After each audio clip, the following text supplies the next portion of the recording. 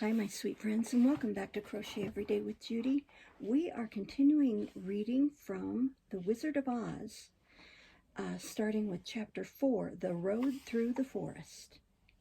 After a few hours, the road began to be rough, and the walking grew so difficult that the Scarecrow often stumbled over the yellow bricks which were here very uneven. Sometimes, indeed, they were broken or missing altogether, leaving holes that Toto jumped across and Dorothy walked around. As for the Scarecrow, having no brains, he walked straight ahead and so stepped into the holes and fell at full length on the hard bricks. It never hurt him, however, and Dorothy would pick him up and set him upon his feet again, while he joined her in laughing merrily at his own mishap. The farms were not nearly so well cared for here as they were farther back. There were fewer houses and fewer fruit trees, and the farther they went, the more dismal and lonesome the country became. At noon they sat down by the roadside near a little brook, and Dorothy opened her basket and got out some bread. She offered a piece to the Scarecrow, but he refused. "I'm never hungry," he said, "and it is a lucky thing I am not, for my mouth is only painted, and if I should cut a hole in it so I could eat, the straw I am stuffed with would come out, and that would spoil the shape of my head." Dorothy saw at once that this was true, so she only nodded and went on eating her bread. "Tell me something about yourself and the country you come from," said the Scarecrow when she had finished her dinner. So she told him all about Kansas and how gray everything was there, and how the cyclone had carried her to this queer land of Oz. The Scarecrow listened carefully and said, "I cannot understand why you should wish to leave this beautiful country and go back to the dry, gray place you call Kansas." "That is because you have no brains," answered the girl. "No matter how dreary and gray our homes are, we people of flesh and blood would rather live there than in any other country, be it ever so beautiful. There is no place like home." The Scarecrow sighed. "Of course I cannot understand it," he said. "If your heads were stuffed with straw like mine, you would probably all live in the beautiful places, and then Kansas would have no people at all. It is fortunate for Kansas that you have brains." "Won't you tell me a story while we are resting?" asked the child. The Scarecrow looked at her reproachfully and answered, "My life has been so short that I really know nothing whatever. I was only made day before yesterday. What happened in the world before that time is all unknown to me. Luckily, when the farmer made my head, one of the first things he did was to paint my ears so that I heard what was going on. There was another Munchkin with him, and the first thing I heard was the farmer saying, 'How do you like those ears?' 'They aren't straight,' answered the other. 'Never mind,' said the farmer, 'they are ears just the same,' which was true enough. 'Now I'll make the eyes,' said the farmer. So he painted my right eye, and as soon as it was finished, I found myself looking at him and at everything around me with a great deal of curiosity, for this was my first glimpse of the world." "That's a rather pretty eye," remarked the Munchkin, who was watching the farmer. "Blue paint is just the color for eyes." "I think I'll make the other a little bigger," said the farmer, and when the second eye was done I could see much better than before. Then he made my nose and my mouth, but I did not speak, because at that time I did not know what a mouth was for.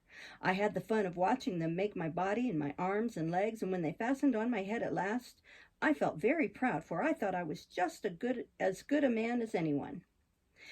"This fellow will scare the crows fast enough," said the farmer. "He looks just like a man."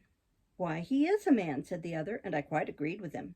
"The farmer carried me under his arm to the cornfield and set me up on a tall stick where you found me. He and his friend soon after walked away and left me alone. I did not like to be deserted this way, so I tried to walk after them, but my feet would not touch the ground, and I was forced to stay on that pole. It was a lonely life to lead, for I had nothing to think of, having been made such a little while before.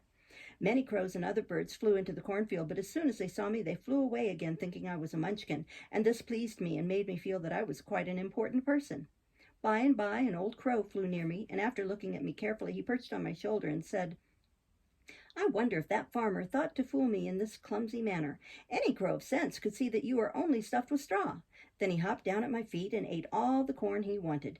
The other birds, seeing he was not harmed by me, came to eat the corn too, so in a short time there was a great flock of them about me. I felt sad at this, for it showed I was not such a good Scarecrow after all. But the old crow comforted me, saying, 'If you only had brains in your head, you would be as good a man as any of them, and a better man than some of them. Brains are the only things worth having in this world, no matter whether one is a crow or a man.' After the crows had gone, I thought this over and decided I would try harder to get some brains. By good luck, you came along and pulled me off the stake, and from what you say, I am sure the great Oz will give me brains as soon as we get to the Emerald City." "I hope so," said Dorothy earnestly, "since you seem anxious to have them." "Oh, yes, I am anxious," returned the Scarecrow. "It is such an uncomfortable feeling to know one is a fool." "Well," said the girl, "let us go," and she handed the basket to the Scarecrow. There were no fences at all by the roadside now, and the land was rough and untilled. Toward evening, they came to a great forest where the trees grew so big and close together that their branches met over the road of yellow brick. It was almost dark under the trees, for the branches shut out the daylight, but the travelers did not stop and went on into the forest. "If this road goes in, it must come out," said the Scarecrow, "and as the Emerald City is at the other end of the road, we must go wherever it leads us." Excuse me. "Anyone would know that," said Dorothy. "Certainly, that is why I know it," returned the Scarecrow. "If it required brains to figure it out, I never should have said it." After an hour or so, the light faded away, and they found themselves stumbling along in the darkness. Dorothy could not see at all, but Toto could, for some dogs see very well in the dark, and the Scarecrow declared he could see as well as by day. So she took hold of his arm and managed to get along fairly well. "If you see any house or any place where we can pass the night," she said, "you must tell me, for it is very uncomfortable walking in the dark." Soon after, the Scarecrow stopped. "I see a little cottage at the right of us," he said, "built of logs and branches. Shall we go there?" "Yes, indeed," answered the child. "I am all tired out." So the Scarecrow led her through the trees until they reached the cottage, and Dorothy entered and found a bed of dried leaves in one corner. She lay down at once, and with Toto beside her, soon fell into a sound sleep. The Scarecrow, who was never tired, stood up in another corner and waited patiently until morning came. Chapter 5. The Rescue of the Tin Woodman. When Dorothy awoke, the sun was shining through the trees, and Toto had long been out chasing birds around the cottage. There was the Scarecrow, still standing patiently in his corner, waiting for her. "We must go and search for water," she said to him. "Why do you want water?" he asked. "To wash my face clean after the dust of the road, and to drink, so the dry bread will not stick in my throat." "It must be inconvenient to be made of flesh," said the Scarecrow thoughtfully, "for you must sleep and eat and drink. However, you have brains, and it is worth a lot of bother to be able to think properly." They left the cottage and walked through the trees until they found a little spring of clear water, where Dorothy drank and bathed and ate her breakfast. She saw there was not much bread left in the basket, and the girl was thankful the Scarecrow did not have to eat anything, for there was scarcely enough for herself and Toto for the day. Excuse me. When she had finished her meal and was about to go back to the road of yellow bricks, she was startled to hear a deep groan nearby. "What was that?" she asked timidly. "I cannot imagine," replied the Scarecrow, "but we can go and see." Just then another groan reached their ears, and the sound seemed to come from behind them. They turned and walked through the forest a few steps when Dorothy discovered something shining in a ray of sunshine that fell between the trees. She ran to the place and then stopped short with a cry of surprise. One of the big trees had been partially chopped through, and standing beside it with an uplifted axe in his hands was a man made entirely of tin. His head and arms and legs were jointed upon his body, but he stood perfectly motionless, as if he could not stir at all. Dorothy looked at him in amazement, and so did the Scarecrow, while Toto barked sharply and made a snap at the tin legs, which hurt his teeth. "Did you groan?" asked Dorothy. "Yes," answered the Tin Man, "I did. I've been groaning for more than a year, and no one has ever heard me before or come to help me." "What can I do for you?" she inquired softly, for she was moved by the sad voice in which the man spoke. "Get an oil can and oil my joints," he answered. "They are rusted so badly that I cannot move them at all. If I am well oiled, I shall soon be all right again. You will find an oil can on a shelf in my cottage." Dorothy at once ran back to the cottage and found the oil can, and then she returned and asked anxiously, "Where are your joints?" "Oil my neck first," replied the Tin Woodman. So she oiled it, and as it was quite badly rusted, the Scarecrow took hold of the tin head and moved it gently from side to side until it worked freely, and then the man could turn it himself. "Now, oil the joints in my arms," he said, and Dorothy oiled them, and the Scarecrow bent them carefully until they were quite free from rust and as good as new. The Tin Woodman gave a sigh of satisfaction and lowered his axe, which he leaned against the tree. "This is a great comfort," said he. "I have been holding that axe in the air ever since I rusted, and I'm glad to be able to put it down at last. Now, if you will oil the joints of my legs, I shall be all right once more." So they oiled his legs until he could move them freely, and he thanked them again and again for his release, for he seemed a very polite creature and very grateful. "I might have stood there always if you had not come along," he said, "so you have certainly saved my life. How did you happen to be here?"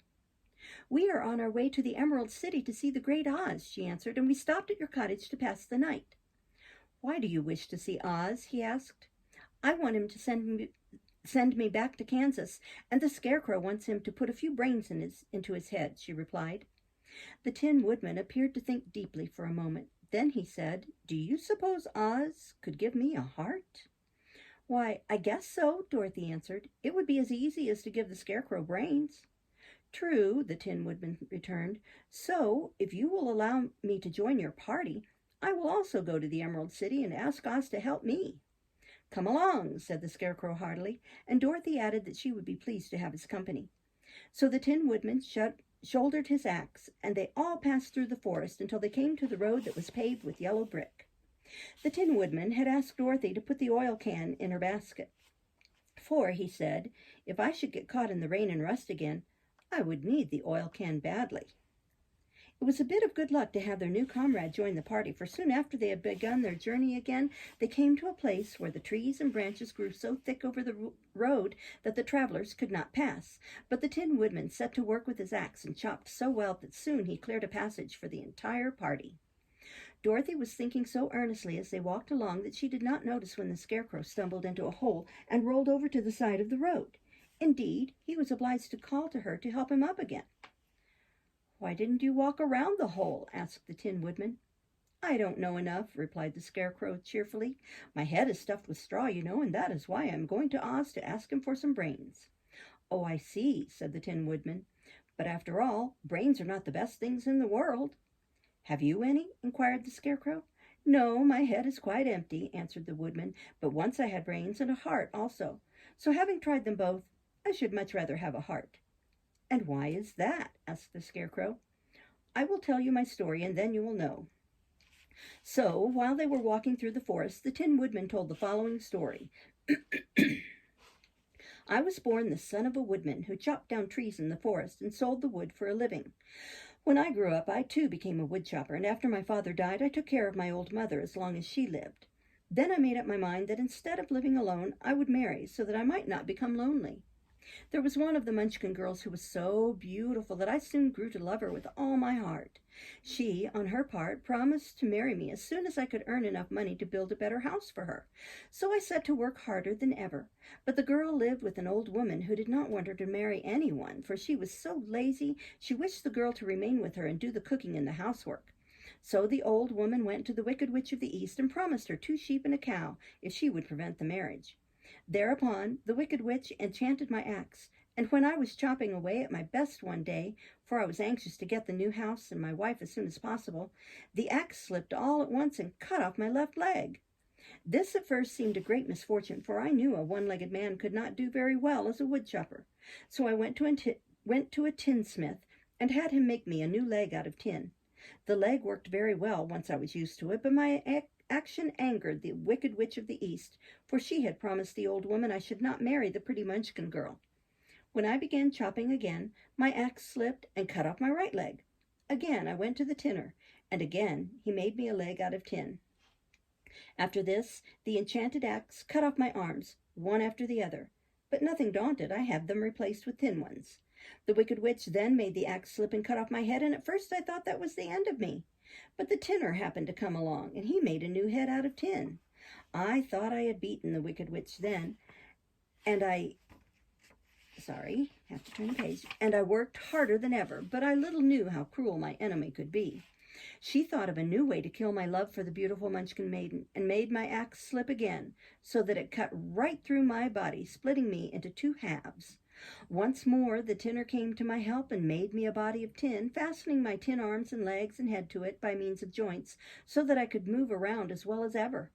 But alas, I had now no heart, so that I lost all my love for the Munchkin girl, and did not care whether I married her or not. I suppose she is still living with the old woman, waiting for me to come after her. My body shone so brightly in the sun that I felt very proud of it, and it did not matter now if my axe slipped, for it could not cut me. There was only one danger, that my joints would rust, but I kept an oil can in my cottage and took care to oil myself whenever I needed it. However, there came a day when I forgot to do this, and being caught in a rainstorm, before I thought of the danger, my joints had rusted, and I was left to stand in the woods until you came to help me. It was a terrible thing to undergo, but during the year I stood there, I had time to think that the greatest loss I had known was the loss of my heart. While I was in love, I was the happiest man on earth. But no one can love who has not a heart, and so I am resolved to ask Oz to give me one. If he does, I will go back to the Munchkin Maiden and marry her." Both Dorothy and the Scarecrow had been greatly interested in the story of the Tin Woodman, and now they knew why he was so anxious to get a new heart. "All the same," said the Scarecrow, "I shall ask for brains instead of a heart, for a fool would not know what to do with a heart if he had one." "I shall take the heart," returned the Tin Woodman, "for brains do not make one happy, and happiness is the best thing in the world." Dorothy did not say anything, for she was puzzled to know which of her two friends was right, and she decided if she could only get back to Kansas and Aunt Em, it did not matter so much whether the Woodman had no brains and the Scarecrow had no heart, or each got what he wanted. What worried her most was that the bread was nearly gone, and another meal for herself and Toto would empty the basket. To be sure, neither the Woodman nor the Scarecrow ever ate anything, but she was not made of tin or straw, and could not live unless she was fed. Chapter 6. The Cowardly Lion.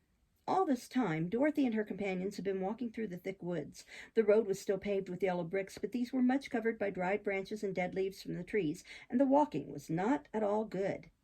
There were few birds in this part of the forest, for birds love the open country where there is plenty of sunshine, but now and then there came a deep growl from some wild animal hidden among the trees.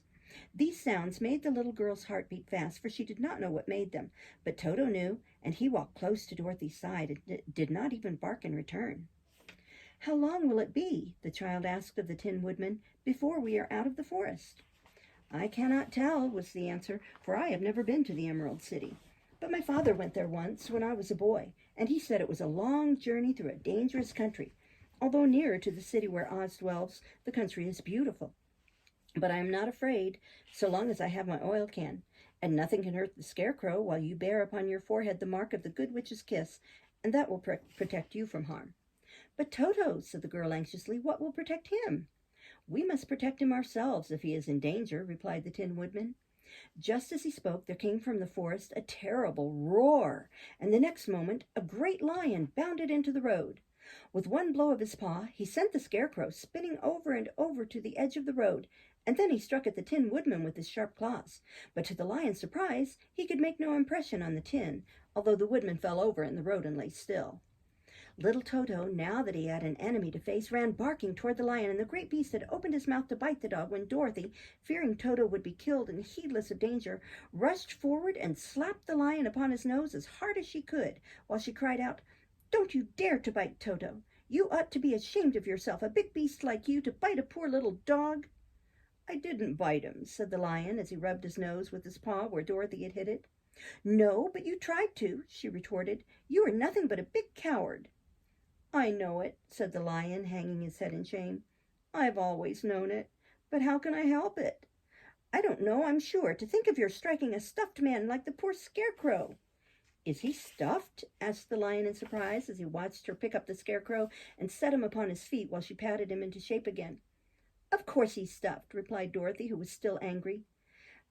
"That's why he went over so easily," remarked the lion. "It astonished me to see him whirl around so. Is the other one stuffed also?" "No," said Dorothy, "he's made of tin," and she helped the Woodman up again. "That's why he nearly blunted my claws," said the lion. "When they scratched against the tin, it made a cold shiver run down my back. What is that little animal you are so tender of?" "He is my dog, Toto," answered Dorothy. "Is he made of tin or stuffed?" asked the lion. "Neither. He's a meat dog," said the girl. "Oh, he's a curious animal and seems remarkably small now that I look at him. No one would think of biting such a little thing except a coward like me," continued the lion sadly. "What makes you a coward?" asked Dorothy, looking at the great beast in wonder, for he was as big as a small horse.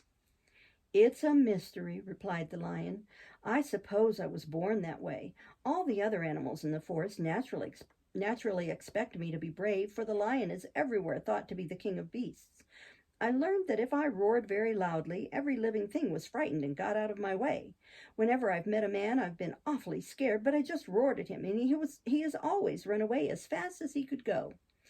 If the elephants and the tigers and the bears had ever tried to fight me, I should have run myself. I'm such a coward. But just as soon as they hear me roar, they all try to get away from me, and of course I let them go." But that isn't right. The king of beasts shouldn't be a coward, said the Scarecrow. I know it, returned the Lion, wiping a tear from his eye with the tip of his tail. It is my great sorrow and makes my life very unhappy, but whenever there is danger, my heart begins to beat fast. Perhaps you have heart disease, said the Tin Woodman. It may be, said the Lion. If you have, continued the Tin Woodman, you ought to be glad, for it proves you have a heart. For my part, I have no heart, so I cannot have heart disease. Perhaps, said the Lion thoughtfully, if I had no heart, I should not be a coward. Have you brains? Asked the Scarecrow. I suppose so. I've never looked to see, replied the Lion. I am going to the Great Oz to ask him to give me some, remarked the Scarecrow, for my head is stuffed with straw. And I am going to ask him to give me a heart, said the Woodman. And I am going to ask him to send Toto and me back to Kansas, added Dorothy. Do you think Oz could give me courage? Asked the Cowardly Lion. Just as easily as he could give me brains, said the Scarecrow. Or give me a heart, said the Tin Woodman. Or send me back to Kansas, said Dorothy. Then if you don't mind, I'll go with you, said the Lion, for my life is simply unbearable without a bit of courage. You will be very welcome, answered Dorothy, for you will help to keep away the other wild beasts. It seems to me they must be more cowardly than you are if they allow you to scare them so easily. They really are, said the Lion, but that doesn't make me any braver, and as long as I know myself to be a coward, I shall be unhappy. So once more the little company set off upon the journey, the Lion walking with stately strides at Dorothy's side. Toto did not approve this new comrade at first, for he could not forget how nearly he had been crushed between the Lion's great jaws. But after a time he became more at ease, and presently Toto and the Cowardly Lion had grown to be good friends. During the rest of that day there was no other adventure to mar the peace of their journey. Once, indeed, the Tin Woodman stepped upon a beetle that was crawling along the road and killed the poor little thing. This made the Tin Woodman very unhappy, for he was always careful not to hurt any living creature. And as he walked along, he wept several tears of sorrow and regret. These tears ran slowly down his face and over the hinges of his jaw, and there they rested. When Dorothy presently asked him a question, the Tin Woodman could not open his mouth, for his jaws were tightly rusted together. He became greatly frightened at this and made many motions to Dorothy to relieve him, but she could not understand. The Lion was also puzzled to know what was wrong. But the Scarecrow seized the oil can from Dorothy's basket and oiled the Woodman's jaws, so that after a few moments he could talk as well as before. This will serve me a lesson, said he, to look where I step, for if I should kill another bug or beetle, I should surely cry again, and crying rusts my jaws so that I cannot speak. Thereafter he walked very carefully, with his eyes on the road, and when he saw a tiny ant toiling by, he would step over it so as not to harm it. The Tin Woodman knew very well he had no heart, and therefore he took great care never to be cruel or unkind to anything. You people with hearts, he said, have something to guide you and need never do wrong. But I have no heart, so I must be very careful. When Oz gives me a heart, of course, I needn't mind so much. We'll stop there and start next time with Chapter 7. Thank you for listening. Bye-bye.